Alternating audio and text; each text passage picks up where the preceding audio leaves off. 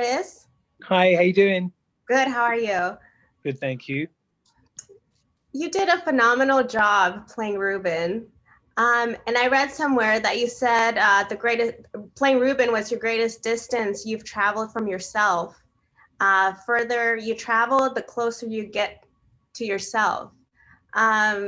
Please, can you tell me a little bit more about what you said in reference to playing Ruben? Yeah, so I guess on paper, I felt like this is a guy who's had a very different life to me, who lives a very different life to me. And so there'd be a lot of kind of distance to overcome to kind of close the distance between myself and Ruben. And so part of that meant technical work, like learning how to play the drums and learning American Sign Language, you know, immersively every day for 7 months. And, understanding the punk scene and living in the deaf community a bit.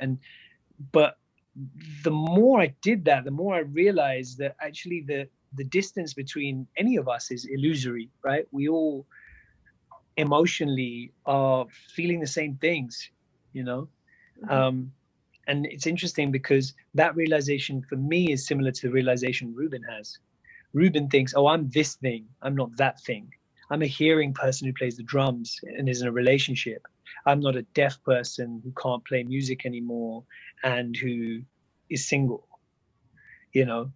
And what he realizes over the course of the film is actually all those external circumstantial differences don't get to the core of who we are.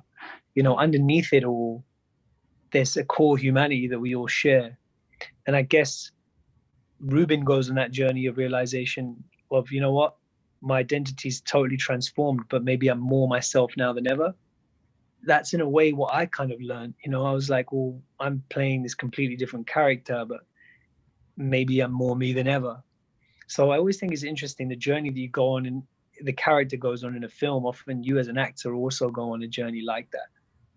You had a long journey, I would say, getting prepared for Ruben, because, I mean, like you said, you got involved into the punk rock scene, learning to play the drums, and then on top of that, sign language, and integrating all of that with acting. How challenging was that? It was a tremendous challenge. It was really scary, but it was also a real gift, you know.